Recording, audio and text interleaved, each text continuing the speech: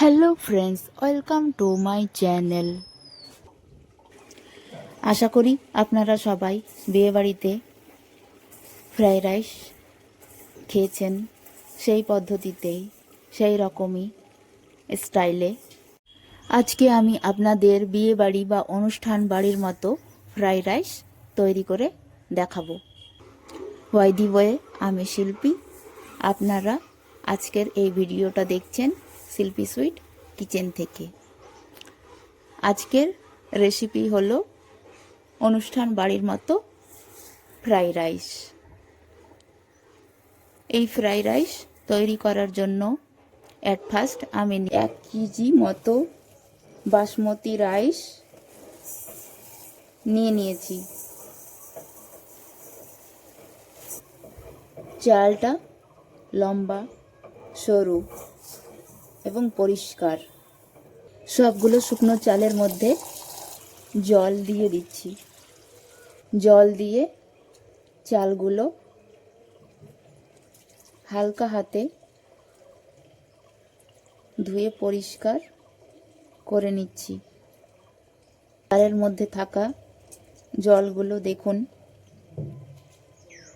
একেবারে ঘোলা হয়ে গেছে। এই জলটা ফেলে দিচ্ছি। আবার দ্বিতীয়বার জল দিয়ে চালটা ধুয়ে নেব।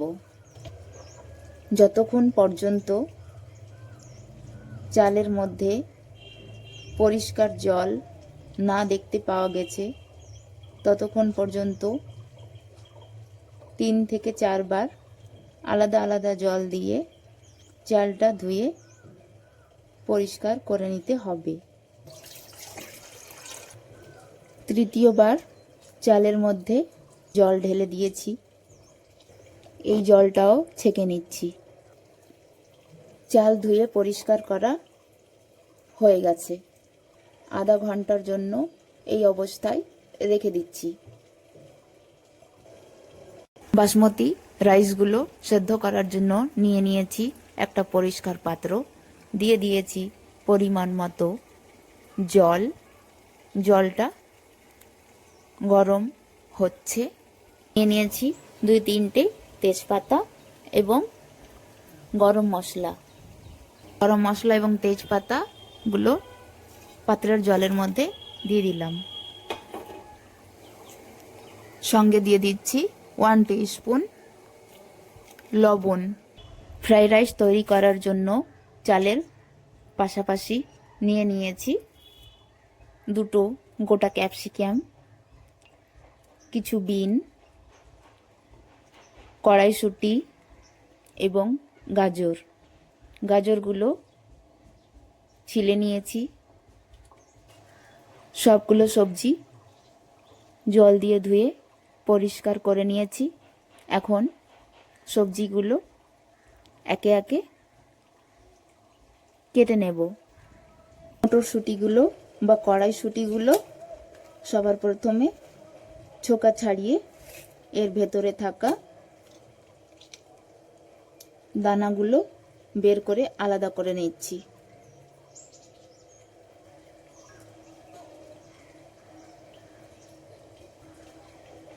কড়াইশুঁটিগুলো একটা পাত্রে তুলে নিয়েছি। কড়াইশুঁটির পর ক্যাপসিকামটা কেটে নিচ্ছি।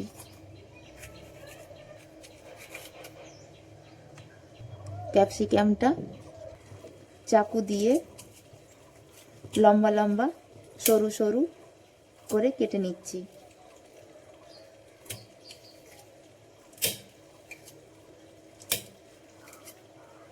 এইভাবে ক্যাপসিকামটা আপনারাও কেটে নেবেন। ক্যাপসিকামগুলো দেখুন লম্বা লম্বা কেটে রেডি করে নিয়েছি। আপনারাও ক্যাপসিকামটা এইভাবেই কেটে নেবেন।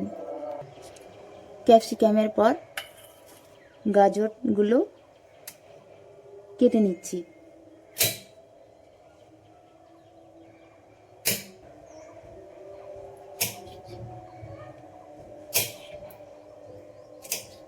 এইভাবে গাজরগুলো লম্বা লম্বা করে কেটে নেবেন ফ্রেন্ডস।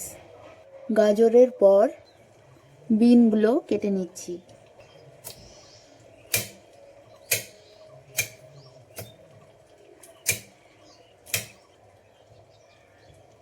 এইভাবে লম্বা লম্বা করে বিনগুলো কেটে নিচ্ছি।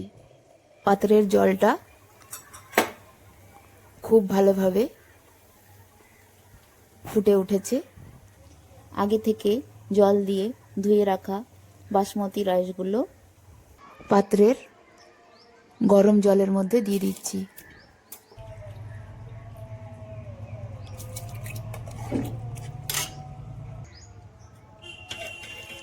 সবগুলো চাল দিয়ে দিয়েছি। সঙ্গে দিয়ে দিচ্ছি একটু সাদা তেল।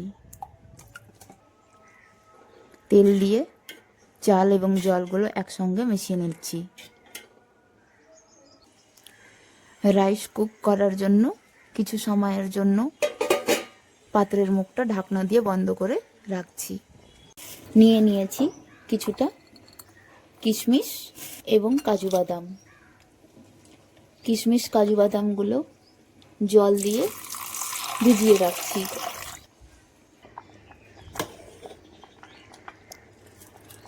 চালগুলো 90% কুক হয়ে গেছে। চাল থেকে মাড়টা ঝরিয়ে নিয়েছি। চালগুলো ঝরঝরে হয়ে আছে। নিয়ে নিয়েছি একটা পরিষ্কার কড়াই। দিয়ে দিচ্ছি পরিমাণ মতো সাদা তেল। তেলটা গরম হয়ে গেছে। এই গরম তেলের মধ্যে সবজিগুলো এক এক করে ফ্রাই করে নেব।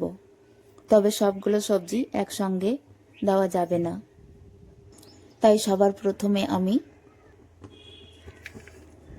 কেটে রাখা গাজর গরম তেলের মধ্যে দিয়ে ফ্রাই করে নিচ্ছি।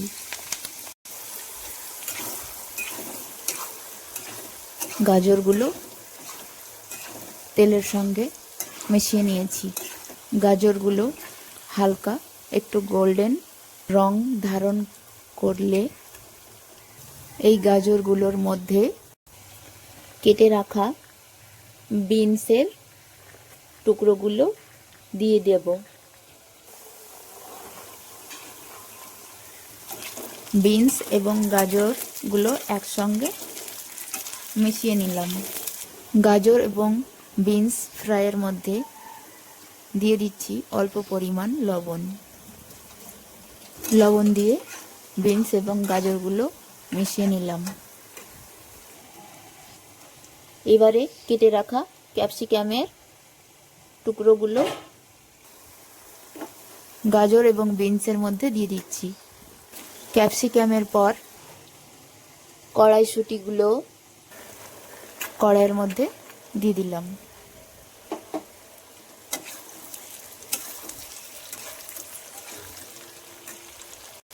সঙ্গে দিয়ে দিচ্ছি অল্প পেঁয়াজ পাতা।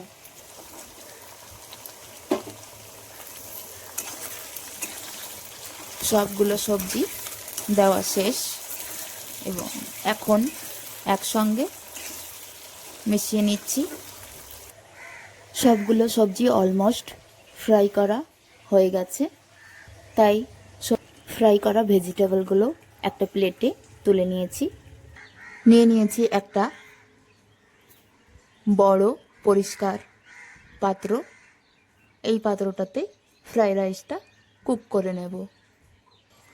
পাত্রটা গরম হয়ে গেছে। পাত্রের মধ্যে সবার প্রথমে দিয়ে দিচ্ছি পরিমাণ মতো সাদা তেল। সাদা তেলের মধ্যে 1 চামচ বাড়িতে তৈরি করা ঘি দিয়ে দিচ্ছি। এর সঙ্গে ঘি দিলে ফ্রাই রাইসটা সুগন্ধ একটু অন্যরকম হবে এবং খেতেও টেস্টি হবে। তেলের মধ্যে দিয়ে দিচ্ছি 2টো তেজপাতা, 1টে বড় এলাচ, সামান্য শাহি জিরা এবং গরম মশলা।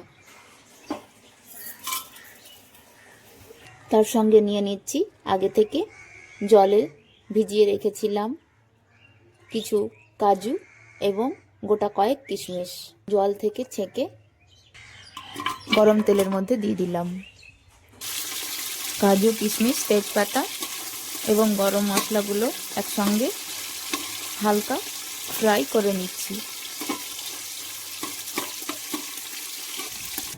নিয়ে নিয়েছি সেদ্ধ করা বাসমতি রাইস। গরম তেলের মধ্যে সবগুলো চাল একসঙ্গে পাত্রের মধ্যে ঢেলে দিয়েছি। দিয়ে দিচ্ছি 4-5টে কাঁচা লঙ্কা। আগে থেকে ফ্রাই করে রাখা ভেজিটেবলসগুলো বাসমতি রাইসগুলোর উপরে ঢেলে দিলাম। সঙ্গে দিয়ে দিচ্ছি স্বাদ মতো লবণ।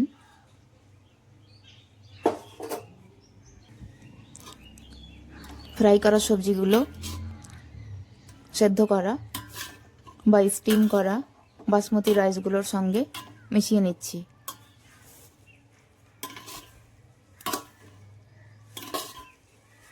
সঙ্গে নিয়ে নিয়েছি পরিমাণ মতো চিনি। চিনিগুলো মিক্সি জারে দিয়ে গুঁড়ো করে নিলাম। এখন চিনির গুঁড়োগুলো দিয়ে দিচ্ছি।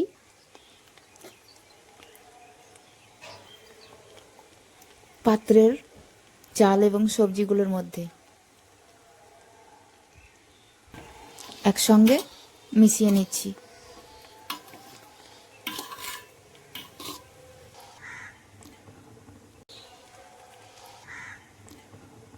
সব শেষে আরও একটু হাফ টিস্পুন ঘি দিয়ে দিচ্ছি। সঙ্গে দিয়ে দিচ্ছি 1 টিস্পুন কেওড়া ওয়াটার, 1 টিস্পুন রোজ ওয়াটার। এবারে পাত্রের মুখটা খুব অল্প সময়ের জন্য ঢাকনা দিয়ে বন্ধ করে রাখছি। এখন পাত্রের ঢাকনাটা তুলে নিচ্ছি। তৈরি হয়ে গেল বিয়ে বাড়ির মতো ঝরঝরে ফ্রাইড রাইস। ফ্রাইড রাইস তৈরি করার রেসিপিটা যদি আপনাদের ভালো লেগে থাকে তাহলে আমার ভিডিওতে একটা লাইক দিয়ে চ্যানেলকে সাবস্ক্রাইব করে রাখুন। আমার পদ্ধতিতে একবার হলেও অন্তত আপনারা নিজ নিজ বাড়িতে এই ফ্রাইড রাইস ট্রাই করে দেখুন। ফ্রাইড রাইস রান্না করা কমপ্লিট হয়ে গেছে। ফ্রাইড রাইসগুলো একটা প্লেটে পরিবেশন করে নিচ্ছি।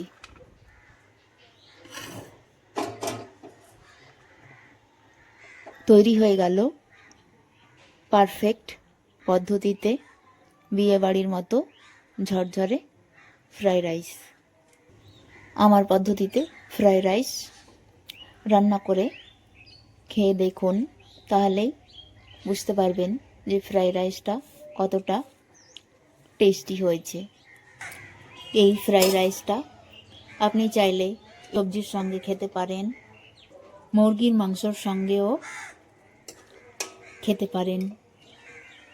আবার ফিরে আসছি আপনাদের সামনে অন্য আর এক নতুন রেসিপি নিয়ে। এখনকার মতো এখানেই আজকের রেসিপি ভিডিওটা শেষ করছি। আপনারা সবাই ভালো থাকুন, সুস্থ থাকুন। আল্লাহ হাফিজ। Bye friends.